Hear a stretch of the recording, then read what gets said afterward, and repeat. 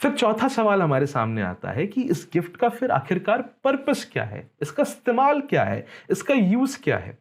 देखिए मेरे प्रियो, अभी हमने पढ़ा था कि जो अन्य भाषा में बात करता है वह मनुष्यों से नहीं परंतु परमेश्वर से बातें करता है। भले ही हम और हमारे आसपास के लोग ना जानते हों कि हम अन्य भाषा में क्या बोल रहे हैं, तब भी ये गिफ्ट हमको पर्सनली आशीषित करता है। पहला कुरिन्थियों उसके 14वें अध्याय की 4थी आयत में लिखा हुआ है, जो अन्य भाषा में बातें करता है वह अपनी उन्नति करता है। क्या लिखा हुआ है? जो अन्य भाषा में बातें करता है वह अपनी स्वयं की पर्सनल उन्नति करता है। अंग्रेजी में लिखा हुआ है, anyone who speaks in a tongue एडिफाइज themselves. अब ये जो हिंदी भाषा में शब्द है ना उन्नति, और अंग्रेजी भाषा का शब्द एडिफाई, ये यूनानी भाषा में है ओइकोदोम एओ। अब ओइकोदोम एओ जो शब्द है उसका जो प्रथम मतलब है वो ये है, टू बिल्ड अ हाउस और इरेक्ट अ बिल्डिंग। घर को बनाना या आप किसी इमारत को खड़ा कर रहे हो, ये इस शब्द का पहला मतलब है। लेकिन इसके जो और भी मतलब निकल कर आते हैं, जो क्रिश्चियन कॉन्टेक्स्ट, बिब्लिकल कॉन्टेक्स्ट से जुड़े हुए हैं, वो ये है, to promote growth in Christian wisdom, affection, grace, virtue, holiness and blessedness. Hindi में अगर हम कहें तो इसका मकसद यह है कि मसीही ज्ञान, प्रेम, गुण, पवित्रता और आशीष में बढ़ोतरी करना। तो उन्नति जो शब्द है, जो एडिफिकेशन जो शब्द है, उसका मतलब यह होता है कि आप मसीही ज्ञान, प्रेम, गुण और पवित्रता में और आशीष में बढ़ोतरी कर रहे हैं। अब मैं आपको 2 उदाहरण से दिखाना चाहूंगा कि किस तरह से ये अन्य भाषा का वरदान जो है एक मसीही विश्वासी के जीवन में उन्नति को लेकर आता है। जो सबसे पहला उदाहरण है वो मैं डॉक्टर क्रेग कीनर का आपको देना चाहूंगा, जो बिब्लिकल स्कॉलर हैं और ऑसबरी थियोलॉजिकल सेमिनरी में न्यू टेस्टामेंट के प्रोफेसर हैं। उनकी किताब इम्पॉसिबल लव में वो इस घटना का जिक्र करते हैं। आपके सामने अंग्रेजी में ये टेक्स्ट आ रहा होगा, मैं हिंदी के अनुवाद को आपके सामने रखना चाहूंगा। मेरे कन्वर्जन के 2 दिन बाद जब मैंने औपचारिक रूप से अपना जीवन प्रभु और उद्धारकर्ता के रूप में मसीह को समर्पित किया, तो मैंने फिर से वही दिव्यता और ईश्वर की महिमा महसूस की जो मैंने अपने परिवर्तन के समय अनुभव की थी।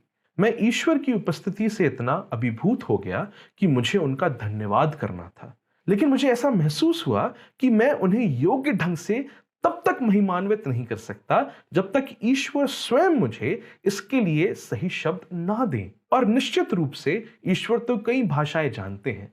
जब मैंने उनकी आराधना की तो मेरे मुंह से ऐसी भाषा में शब्द निकलने लगे जिसे मैं नहीं जानता था। मैंने पहले कभी इस अनुभव के बारे में नहीं सुना था और यह भी नहीं जानता था कि इसका कोई नाम है। उस समय तक मैंने जीवन के अर्थ को एनालिटिकल दृष्टिकोण से समझने की कोशिश की थी, लेकिन उस गहन आत्मिक अनुभव के दौरान मैंने महसूस किया कि मैंने ईश्वर में ही वह उद्देश्य पाया है जिसके लिए मुझे बनाया गया था। मैंने निर्णय किया कि मैं अपना सब कुछ ईश्वर को समर्पित कर दूंगा। एक और उदाहरण है जिसकी ओर मैं आपका ध्यान ले जाना चाहूंगा, और वो उदाहरण है एक ब्रिटिश मिशनरी का जिनका नाम है जैकी पुलिंगर। जैकी पुलिंगर एक ब्रिटिश प्रोटेस्टेंट मिशनरी है जो 1966 से अपनी सेवा को हांगकांग में कर रही हैं। वो 1980 में कॉलून वर्ल्ड सिटी में अपनी सेवा को कर रही थी। ये जगह पुलिस के नियंत्रण में नहीं थी और उस वक्त ये अफीम के सबसे बड़े उत्पादन के केंद्रों में से एक बन चुकी थी। इस जगह चाइनीज क्रिमिनल ट्रायड गैंग्स का कब्जा था और जैकी ऐसे गैंगस्टर्स के बीच में प्रभु की सेवा को वो कर रही थी। वह अपनी किताब चेजिंग द ड्रैगन में बताती हैं कि एक दिन उनके पास आहटोंग नाम का एक गैंगस्टर आता है और कहता है कि उसे ड्रग्स की लत से छुटकारा चाहिए। वो उसे चर्च लेकर जाती हैं जहां उसे वो लोग मिलते हैं जिनके साथ वो जेल में रह चुका है या जिनके साथ और खिलाफ वो लड़ता था। वह लोग जो खुद एक वक्त नशे की आदी थे पर अब वह सब खुश और तंदुरुस्त थे। उन सब ने उसे बताया कि यीशु की शक्ति ने उनके जीवन को बदल दिया था। आहटोंग ने उनसे उत्साहित होकर यीशु को स्वीकार किया और वह प्रार्थना करने लगा। वह लिखती हैं, आहटोंग को ऐसी भाषा में बोलने का वरदान मिला था जिसे उसने कभी सीखा नहीं था और उसे प्रार्थना करना बहुत सहज लगने लगा। उसके चेहरे पर खुशी झलक रही थी और जब वह अपने बंक बेड पर जाकर लेटा तो उसके दिल में शांति बढ़ती गई। हम सब उसके साथ शामिल हुए और तब तक उसके पास बैठे रहे जब तक वह गहरी नींद में नहीं सो गया।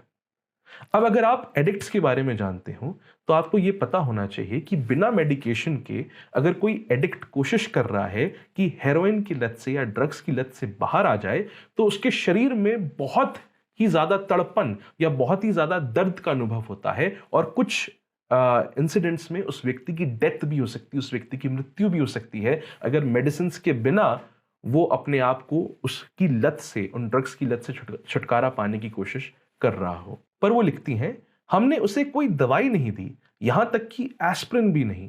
हमने उसे हेरोइन छुड़ाने में मदद के लिए सिगरेट तक नहीं दी।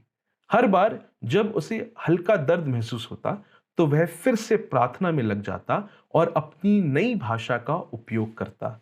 उसका यह कठिन समय बिना किसी दर्द के बीत गया, ना उल्टी, ना मरोड़, ना दस्त, ना ही कपकपी। इस चमत्कार के साथ आहटोंग ने एक नई जिंदगी की शुरुआत की। हालेलुया। आप सोच सकते हैं कि कितना सामर्थी वरदान है जो परमेश्वर पवित्र आत्मा अपनी कलीसिया में उन विश्वासियों को जिनको वह अपनी इच्छा से या उनकी आवश्यकता के अनुसार देना चाहते हैं उन्हें वो देते हैं। और कितना सामर्थ्य के साथ ये जो वरदान है ये कार्य करता है और आत्मिक उन्नति को करता है। इतना सामर्थ्य के साथ आत्मिक उन्नति दे रहा है कि एक व्यक्ति ड्रग्स की लत से छूट जा रहा है या एक व्यक्ति को अपने जीवन का संपूर्ण मकसद परमेश्वर यहोवा में नजर आने लगता है। हालेलुया। तो मेरे प्रियो, ये है इस वरदान का इस्तेमाल, ये है इस वरदान का पर्पस जो परमेश्वर ने अपने कलाम में आपको और हमको बताया है।